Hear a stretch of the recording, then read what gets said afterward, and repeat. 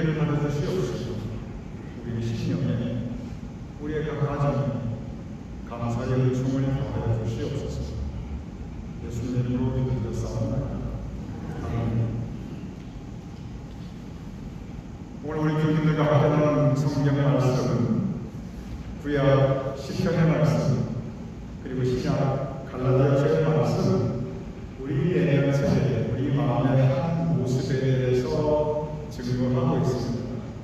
오늘 시편과 갈라디아서 각 본문에 반복되고 있는 말씀은 낙심이라고 하는 마음의 상태에 대해서 우리에게 증거하고 있습니다. 낙심이라는 그 단어의 뜻이 참 재미있습니다. 재미있다고 하는 어폐가 있지만 우리가 깊이 새겨볼 만합니다.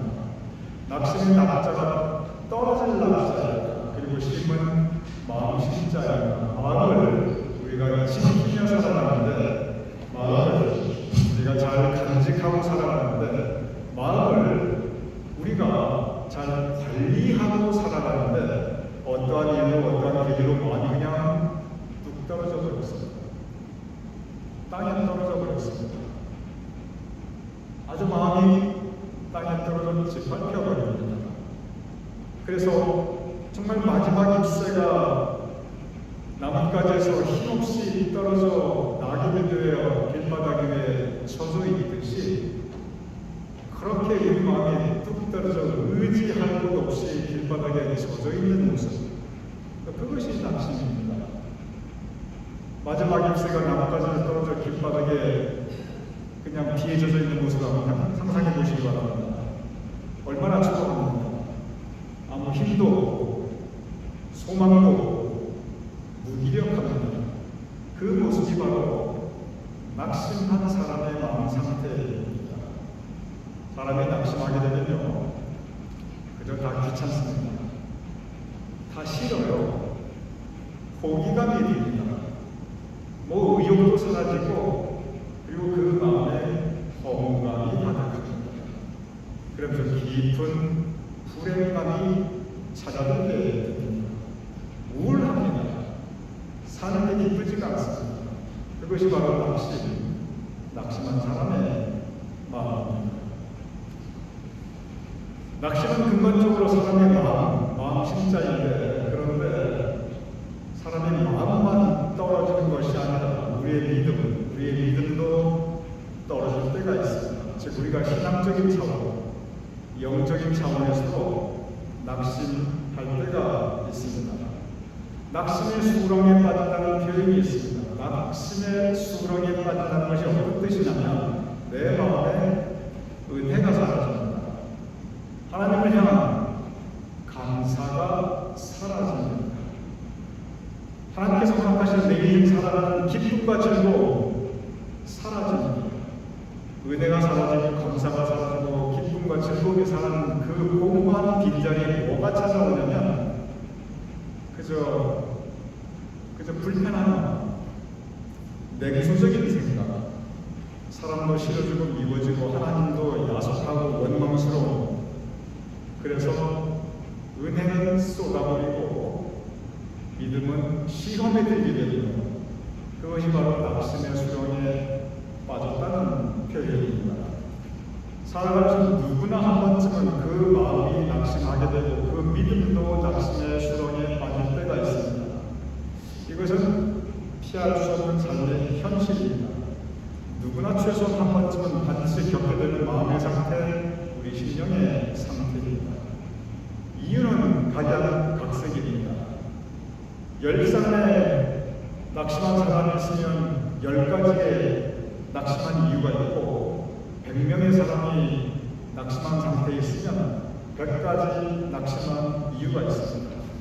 성경을 읽어보면 사람이 이렇게 낙심하게 되는 크게 3가지 다른 상황들이 있습니다. 크게 3가지의 이유가 있습니다. 3가지만 있다니까 절대 아닙니다. 대표적으로 그렇다는 말씀입니다. 첫째는 뭐냐면, 일반적으로 사람은 내가 감당할 수 없는 힘든 상황을 만나게 되면 나중에는 견디다 못해 쓰러지고, 그리고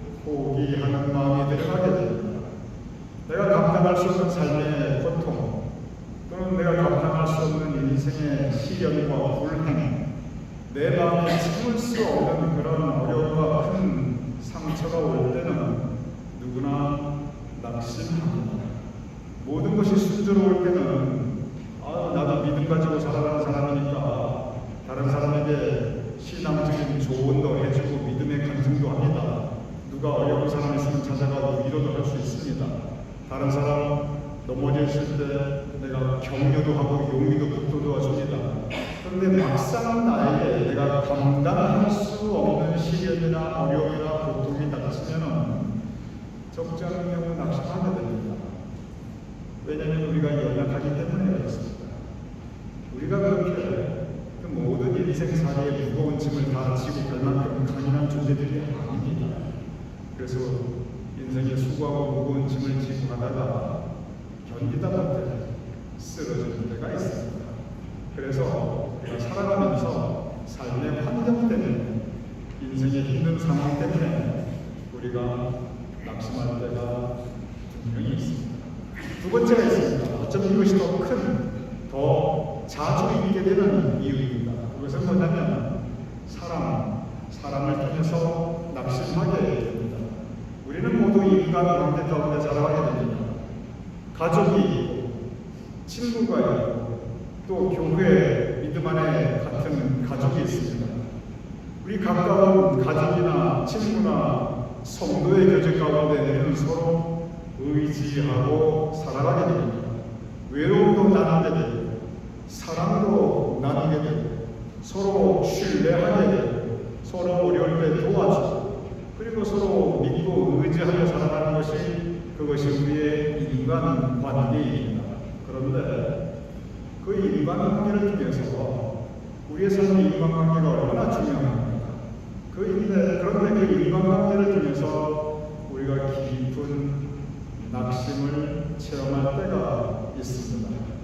믿었던 사람에게 실망했을 때 또는 배신당했을 때 특별히 내가 의지했던 사람에게 아픔과 상처를 받았을 때 가족 간의 아픔과 상처를 경험할 때 친구에게서 아픔과 깊은 상처를 받게 될 때 우리는 모두 낙심하게 됩니다. 사람 의지하고 그리고 그 가운데 우리가 기쁨과 즐거움을 누리면서 이 험한 세상 살아가면서 그래서 가족이 소중하고 그래서 친구가 소중하고 그래서 교회 공동체가 소중한데 그런데 어떤 때는 가족 때문에 친구 때문에 교회 공동체 안에서 우리가 낙심할 때가 있습니다. 첫 번째 우리가 낙심할 때는 우리가 감당할 수 없는 어려운 상황 때문에 낙심할 수가 있습니다. 두 번째는 사랑 때문에 인간관계 때문에 낙심할 수가 있습니다. 세 번째 상황이 있습니다. 이것은 외부적인 상황이 아닙니다. 힘든 어려운 상황이나 또는 인간관계는 어찌 보면 외부적인 상황입니다. 바깥에 내 주변에 일어나는 일들 때문에 내가 낙심하는 것입니다. 그런데 세 번째는 이런 외부적인 요인이 아닙니다. 그것은 내 안에 있는 나 자신에게 내가 스스로 낙심하는 경우입니다. 내가 나 자신에게 낙심한다면 이거 누구 탓할 수도 없어요. 그런데 사람은 살아가면서 누구나 나 자신에 대해서 실망하고 나 자신에 대해서 좌절하고 그리고 나 자신에 대해서 낙심할 때가 있습니다. 때로는 내 능력 때문에 내가 낙심할 때가 있습니다. 내가 이거밖에 안 되는구나. 내가 할 수 있는 게 별로 없구나. 때로는 내 인격 때문에 내가 낙심할 때가 있습니다. 내가 너무 부족하다. 내 인격의 깊이가 이거밖에 안 되는가. 내 믿음의 모자를 걷는 것 때문에 내가 스스로에게 실망할 때가 있습니다. 내가 믿노라 하면서 내 믿음이 너무 작다. 참 내가 살아온 모습이 하나님과 사람 앞에 부끄럽다. 내가 내 믿음 앞에 나의 믿음 앞에 스스로 초라해질 때가 있습니다. 내가 무엇을 이루었나 내 인생 뒤돌아보니 이룬 것은 없고 참 내가 그냥 이렇게 그저 연명하며 살아왔구나. 어리석게 살아왔구나. 내가 지금 살아온 삶의 모습이 참 초라했구나. 내가 내 자신에 대해서, 내가 살아온 지난 과거의 모습에 대해서 우리는 얼마든지 낙심할 수가 있습니다. 특별히 나의 죄된 모습에 대해서 영적으로 스스로 낙심할 수가 있습니다. 내가 믿노라 하면서도 참 내가 지은 죄가 많구나. 하나님의 은혜가 나에게 임하셨으니 내가 지금까지 살아왔지. 참 내가 지은 죄가 많다. 우리 스스로 나 자신에 대해서 이렇게 실망하며 낙심할 때가 있습니다. 이렇게 우리는 이런저런 이유로 또 이런저런 상황 가운데 그것이 외부적인 요인이든 그것이 내 안의 내부적인 요인이든 우리 마음에 낙심이 찾아오고 우리 믿음에 낙심이 찾아올 때가 분명히 있습니다. 오늘 두 개의 시편 42편의 본문과 그리고 오늘 본문 갈라디아서의 본문은 바로 낙심한 사람들의 이야기입니다. 성경에 보면 낙심한 사람들의 이야기가 의외로 많이 기록되어 있습니다. 오늘 이 두 개의 본문은 낙심한 사람들이 그들의 그 낙심한 마음의 상태, 심령의 상태를 어떻게 그들이 견디고 이겨나갔는가 그 과정에 대한 고백의 기록입니다. 오늘 시편 42편 먼저 낙심하고 있는 사람의 마음 상태로 출발합니다. 시편 42편 3절은 이렇게 기록되어 있습니다. 오늘의 본문 그 앞에 시편 42편의 분위기가 어떻게 시작되냐면 내 눈물이 주야로 밤낮으로 내 음식이 되었도다. 제가 다시 읽어보겠습니다. 시편 42편 3절 내 눈물이 주야로 내 음식이 되었도다. 무슨 뜻입니까? 내가 살아가는 모습을 보니 내가 지금 처해 있는 상황을 보니 정말 기가 막히구나. 그런데 내가 할 수 있는 일이 없으니 그냥 내가 하염없이 울면서 살아가고 있구나. 내 눈물이 주야로 내 음식이 되었도다. 이것은 낙심해서 주저앉아 울고 있는 사람의 모습을 그리고 있습니다. 오늘 시편 42편 낙심의 수렁에 깊이 빠져 있습니다. 그런데 그러한 상태에서 내 눈물이 주야로 내 음식이 될 만큼 그렇게 넘어져 있는 그 마음의 상태에서 그때 하는 일이 있었습니다. 그것은 그 낙심의 수렁에 빠졌을 때 하나님을 찾는 일이었습니다. 시편 42편 6절 내 눈물이 주야로 내 음식이 되었도다. 그대로 주저앉아 있지 않고 그대로 불중에 푹 빠져 있지 않고 그대로 낙심의 수렁에 깊이 빠져 헤매있지 않고 거기에서 하나님이 있습니다. 그것은 뭐냐면 하나님을 찾는 일이었습니다. 시편 42편 6절 곧 이어서 내 하나님이 내 영혼이 내 속에서 낙심이 되므로 내 영혼이 내 속에서 낙심이 되므로 그리고 그 다음 말씀이 내가 주를 기억하나이다. 낙심한 상태에서 하나님을 기억합니다.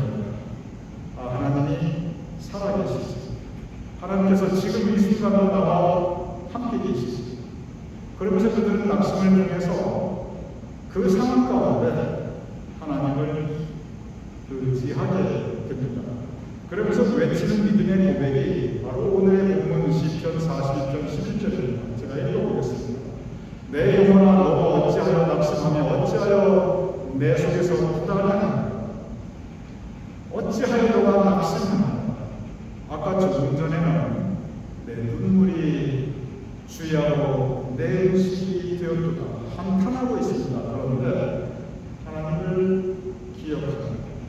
하나님께 의지하며 스스로에게 자문합니다. 내 영혼아 어찌하여 너가 지금 낙심이 있는가? 어찌하여 불안해하는가? 그러면서 스스로가 자기 자신을 다른 사람이 아닙니다. 내가 나에게 명령을 합니다. 너는 하나님께 소망을 두라. 이것은 독백입니다. 동시에 이것은 고백입니다. 내가 나에게 명령으로 말하며 그러면서 나의 간절한 바람을 하나님께 올려드리고 있습니다. 다시 읽어보겠습니다. 내 영혼아 너가 어찌하여 낙심하느냐 어찌하여 속에서 불안하느냐 너는 하나님께 소망을 두라. 낙심한 그 상황에서 하나님께 다시 나아가고 있습니다. 낙심한 그 상황에서 새로운 소망을 하나님께 두고 있습니다. 그가 낙심해 있을 때 그때가 오히려 하나님께 더 의지할 때이고 그때가 오히려 하나님을 다시 만날 때임을 우리에게 가르치고 있습니다. 내 영혼아 어찌하여 너가 낙심하느냐 어찌하여 속에서 불안해하느냐 한번 우리의 삶의 모습을 곰곰이 생각해 보시기 바랍니다. 낙심할 수밖에 없는 이유가 누구나 다 있습니다. 바로 거기에 우리의 마음을 둔다고 하면 우리는 주저할 수밖에 없습니다.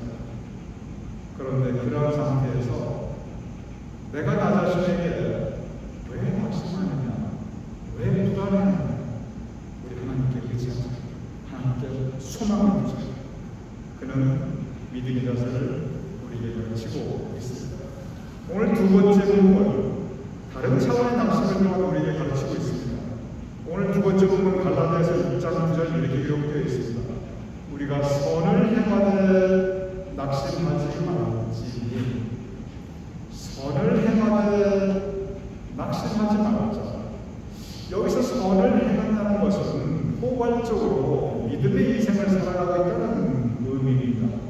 우리가 믿음의 인생을 살아가는 건 말씀 읽고 기도하고 말씀 묵상하고 어쨌든 우리가 착하게 살려고 하고 어쨌든 우리가 선한 일 하려고 하고 어쨌든 우리가 좋은 일 하려고 하고 우리가 선을 행하는 즉 믿음의 인생을 살아가는데 낙심하지 말자.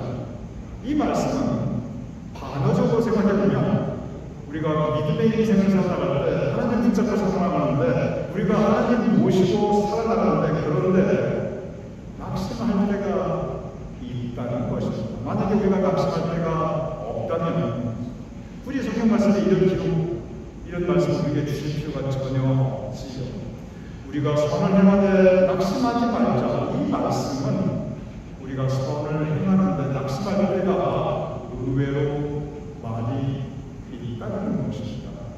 선을 행하고 믿음 생활하면서 낙심할 때가 어떤 때입니까? 이 또한 믿음 생활하는 10사람이 낙심했다면 10가지의 이유가 있겠죠.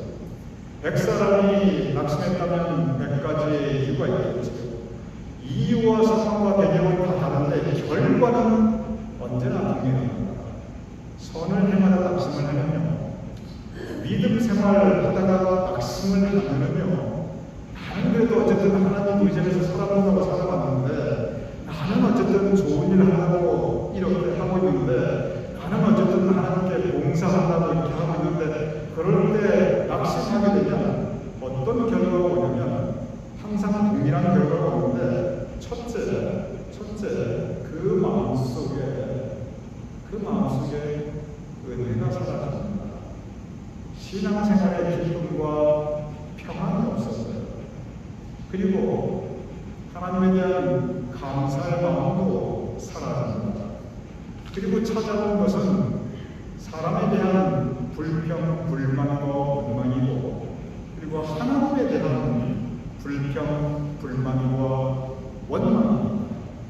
사는 곳에 지칠 때가 있듯이 믿음 생활도 이유가 있든 이유가 없든 지칠 때가 있습니다. 믿음 생활하는 게, 교회 생활하는 게, 신앙 생활하는 게 나에게 힘을 주고 용기를 주는 게 아니라 힘만 들고 즐겁지도 않고 그냥 의무감만 있게 되는 그런 상태가 있다는 것입니다. 우리가 아무리 하나님 의지하고 신앙생활 잘해도 우리 마음이 낙심의 수렁에 빠질 때가 있듯이 우리의 심령도 우리의 믿음도 낙심의 수렁에 빠질 때가 있다는 것입니다. 그런 상태를 가리켜 실족한다고 합니다. 잘 가다가 실족, 발을 잃어버렸다. 즉, 잘 가다가 넘어져 쓰러져 있는 것입니다. 그래서 우리가 우리 믿음이 낙심할 때 실족하고 시험에 들다. 그래서 실족해서 시험에 들어 넘어져 있는 경우 우리가 주변에서 가렵지 않게 볼 수 있습니다. 우리 신앙의 선배들이 우리 인생살이 하는데 우리 믿음 생활하는데 이 낙심한다는 것이 정말 커다란 과제가 되는구나. 이 부분에 대해서 하는 고민과 그리고 묵상을 하였습니다.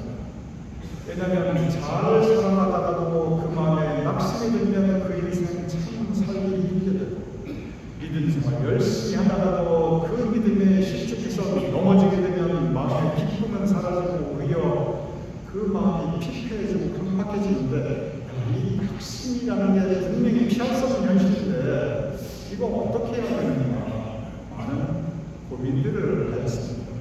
그 중에 대표적인 한 분이 제가 배울 때 가끔 말씀드리는 토마스 아퀴나스였습니다. 토마스 아퀴나스는 사람들이 왜 낙심하는가 그 부분에 대해서 깊이 묵상을 하였습니다. 여러 가지 이유가 있는데 결국 근본적인 프린시플, 그 원리가 있었을 때 사람이 낙심하는 가장 근본적인 이유가 무엇인가 그러면서 왜 사람들이 낙심하는가 토마스 아퀴나스는 이렇게 설명하였습니다. 사람들이 그것이 마음이 낙심하든 그것이 믿음이 낙심하든 낙심하는 이유는 낙심하게 하는 그것을 바라보기 때문에 낙심한다. 그는 그렇게 설명하였습니다. 참 기가 막힌 표현입니다. 제가 다시 말씀드리겠습니다. 사람이 왜 낙심하는가? 토마스 아퀴나스는 사람들이 낙심하는 이유는 낙심하게 하는 그것을 바라보기 때문에 낙심한다. 즉, 나로 하여금 어려운 삶의 환경이 낙심하게 하면 바로 그 내 삶의 환경에 내 인생과 내 마음의 눈을 초점을 둔다는 거예요. 인간관계 때문에 낙심하게 되면 나로 하여금 내 마음에 실망감이나 배신감이나 상처를 주는 그 사람에게 내 마음에 초점을 맞춘다는 거예요. 또는 내가 나 자신을 낙심하면 나를 낙심에 빠지게 하는 나의 모습이 있는데 거기에 대해 초점을 둔다는 거예요. 그러면 낙심하지 않을 장사가 없다는 거예요. 그래서 무슨 얘기를 하냐면 낙심케 하는 상황이 분명히 거기에 있으되 어려운 시련이 있든지 나를 낙심하게 하는 사람이 있든지 또는 내가 스스로 생각해 용납하지 못하는 나의 모습이 있든지 그런 모습들이 분명히 거기에 있다 할지라도 우리의 눈을 좀 더 멀리 길게 바라보라는 것입니다.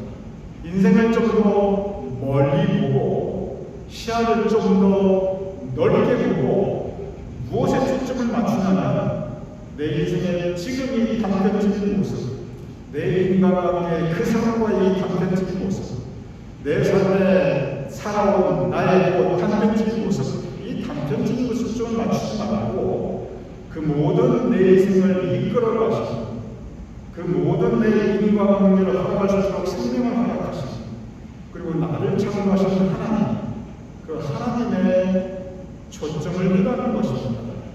그러면서 나를 창조하신 하나님께서 나를 사랑하시는 하나님께서 결국 나를 복된 곳으로 인도하시자 그 믿음 가운데 내 인생의 초점을 하나님께 두는 내 인생의 초점을 인생을 멀리 길게 보면 바로 그러면 내가 가야 할 길을 우리가 계속 이루어나갈 수 있다 라고 그는 설명하고 있습니다. 저는 믿음 가운데 그리고 성서를 묵상하면서 저는 이 토마스 아퀴나스의 가르침에 공감하고 있습니다. 그렇습니다. 우리가 살아가는 많은 것들 가운데 낙심한 그 모습에 초점을 맞추게 되면 낙심하지 않을 사람이 없어요. 그런데 그것만 있는 게 아닙니다. 어려움이 있는 상황이 있지요. 그러나 감사할 수밖에 없는 상황도 분명히 있습니다. 상처 주고 힘들게 하는 사람이 있지요. 그러나 눈물 나도 고마운 사람들 내 주변에 분명히 있습니다. 내가 나의 실망하는 초라한 내 삶의 모습이 있지요. 그러나 다시 내 삶을 돌아보면 내가 스스로 생각해도 내가 기특하고 자랑스럽고 저도 이거 하나 너무나 잘했다 이런 모습 얼마든지 있다는 겁니다.